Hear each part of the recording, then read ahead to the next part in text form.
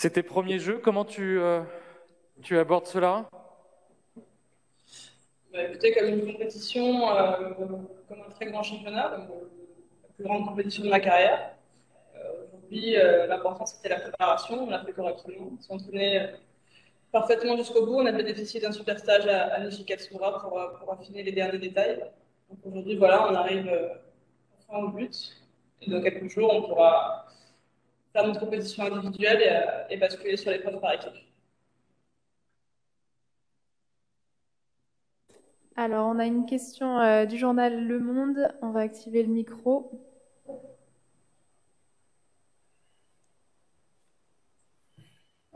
Bonjour Pauline, Adrien Pécou, Le Monde, ce sont vos premiers jeux en effet. Comment se passent ces premiers jours dans un contexte évidemment qui est particulier et que l'on connaît? Est-ce que ça vit malgré tout au village olympique et quels sont vos premiers justement moments de vie s'ils existent?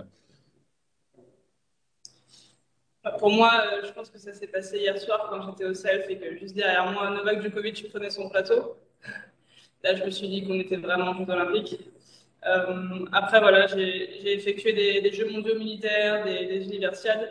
Donc, j'ai déjà rencontré ce type d'organisation avec un village. Et, donc, ça, c'est l'avantage que j'ai. Après, là, on voit que c'est différent, évidemment, qu'il y a ce côté conditions sanitaires qui est un petit peu particulier.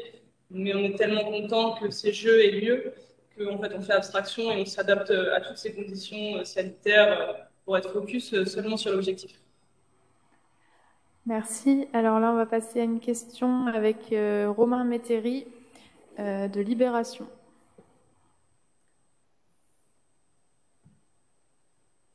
T'es pas sans savoir que, effectivement, avec le Covid, il y a déjà eu pas mal de quelques cas positifs qui ont été recensés avec des athlètes aussi qui ont déjà dû abandonner. À quel point ça a un impact sur comment dire, le mental, le fait que, eh ben, on puisse d'un jour à l'autre, pouvoir quitter la compétition en étant testé positif. À quel point ça influe sur ton quotidien?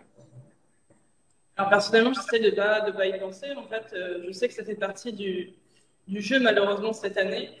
En revanche, voilà, on est vacciné, on fait très attention à pas se mélanger, à rester en équipe et à respecter les gestes barrières, le port du masque, la distanciation. Donc c'est vrai qu'on met toutes les chances de notre côté pour éviter un quelconque malheur.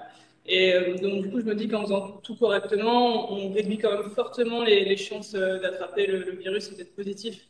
Donc c'est ça le plus important. Et après, voilà, on ne peut pas tout gérer, mais l'important c'est de faire au maximum pour réduire les chances d'attraper d'être positif. Merci. Alors maintenant, une question de Romain Baheux pour Le Parisien. Activation du micro. C'est bon.